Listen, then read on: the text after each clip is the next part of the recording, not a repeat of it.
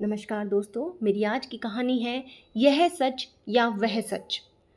मिथिला नरेश राजा जनक अपने राजभवन में शयन कर रहे थे। निंद्रा में उन्होंने एक अद्भुत स्वप्न देखा। मिथिला पर किसी शत्रु नरेश ने आक्रमण कर दिया है। उसकी अपार सेना ने नगर को घेर लिया है। तुमुल संग्राम छिड़ गया। उसके साथ मिथिला की सेना पराजित हो गई और महाराज जनक बंदी हुए। विजयी शत्रु ने आज्ञा दी, मैं तुम्हारे प्राण नहीं लेता, किंतु अपने सब वस्त्राभूषण उतार दो और इस राज्य से निकल जाओ। उस नरेश ने घोषणा करा दी, जो भी राजा जनक को आश्रय या भोजन देगा उसे प्राण दंड दिया जाएगा। राजा जनक ने वस्त्राभूषण उतार दिए। केवल एक छोटी वस्त्र कटी प्रदेश में लपेटकर वे राजभवन से निकल पड़े। पैदल ही उन्होंने राज्य सीमा से बाहर तक जाना पड़ा।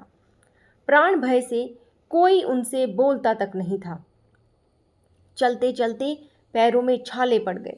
वृक्षों के नीचे बैठ जाए या भूखे सोए रहे, कोई अपने द्वार पर तो उनके खड़े भी होने नहीं देता था।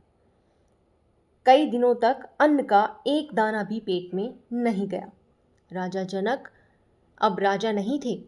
बिखरे केश, धूल से भरा शरीर, भूख से अत्यंत व्याकुल जनक एक भिक्षुक जैसे थे। राज्य से बाहर एक नगर मिला। पता लगा कि वहाँ कोई अन्य क्षेत्र है और उसमें भूखों को खिचड़ी दी जाती है। बड़ी आशा से राजा जनक वहाँ पहुँचे, किंतु खिचड़ी बट चुकी थी। अब बांटने वाला द्वार बंद करने जा रहा था। भूख से चक्कर खाकर जनक बैठ गए और उनकी आंखों से आंसू बहने लगे। अन्न बांटने वाले कर्मचारी को उनकी दशा पर दया आ गई। उसने कहा, खिचड़ी तो नहीं है, किंतु बर्तन में उसकी कुछ खुरचन लगी है। तुम कहो तो तुम्हें वह दे दूं? उसमें जल जाने की गंध तो आ ही रही है। जनक को तो यही वरदान जान पड़ा। उन्होंने दोनों हाथ फैला दिए। कर्मचारी ने जली हुई खिचड़ी की खुरचन उनके हाथ पर रख दी, लेकिन उसी समय एक चील ने झपट्टा मार दिया। उसके पंजे लगने से जनक का हाथ ऐसा हिला कि सारी खुरचन कीचड़ में गिर पड़ी। मारे व्यथा के जनक चिल्ला पड़े। यहाँ तक तो वह सपन था, किंतु निंद्रा में जनक सचमुच चिल्ला पड़े थे। चिल्लाने से उनकी निंद्रा तो टूटी ही। रानियां, सेवक सेविकाएं दौड़ आई और उनके पास राजा जनक को क्या हो गया। महाराज जनक अब आंखें फाड़ फाड़ कर देख रहे थे चारों तरफ। वे अपने सुसज्जित शयन कक्ष में स्वर्ण रत्नों के पलंग पर दुग्ध फैन सी कोमल शैया पर लेटे हैं। उन्हें भूख तो है ही नहीं। रानियां पास खड़ी हैं, सेवक सेविकाएं सेवा में प्रस्तुत हैं। वे अब भी मिथिला नरेश हैं। यह सब देखकर जनक बोले, यह सच या वह सच। रानियां चिंतित हो गई। मंत्रियों की व्याकुलता बढ़ गई। महाराज जनक लगता है कि पागल हो गए हैं। वे ना किसी से कुछ कहते थे, ना किसी के प्रश्न का उत्तर देते थे। उनके सम्मुख जो भी जाता था उससे वह एक ही प्रश्न करते, यह सच या वह सच। चिकित्सक आए, मंत्रज्ञ आए और भी जाने कौन कौन आए, किंतु महाराज की दशा में कोई परिवर्तन नहीं हुआ। अचानक ही एक दिन ऋषि अष्टावक्र जी मिथिला पधारे।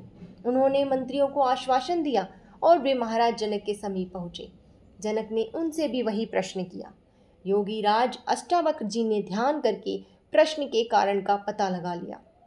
अष्टावक्र जी ने पूछा, महाराज, जब आप कटी में एक वस्त्र खंड लपेटे अन्य क्षेत्र के द्वार पर भिक्षुक के वेश में दोनों हाथ फैलाए खड़े थे और अपनी हथेली पर खिचड़ी की जली खुरचन रखी गई थी, उस समय यह राजभवन, आपका यह राजवेश, ये रानियां, राजमंत्री, सेवक सेविकाएं थी? महाराज जनक अब बोले, भगवान, ये कोई उस समय नहीं थे। उस समय तो विपत्ति का मारा मैं एकाकी शुद्धित भिक्षुक मात्र था। अष्टावक्र जी ने फिर पूछा, और राजन, जागने पर जब आप इस राजवेश में राजभवन में पलंग पर आसीन थे, तब वह अन्न क्षेत्र, उसका वह कर्मचारी, वहाँ आपका पलंग कंगाल वेश, वह जली खिचड़ी की खुरचन और वह आपकी शुदा थी? महाराज जनक, भगवान बिल्कुल नहीं, वह कुछ भी नहीं था।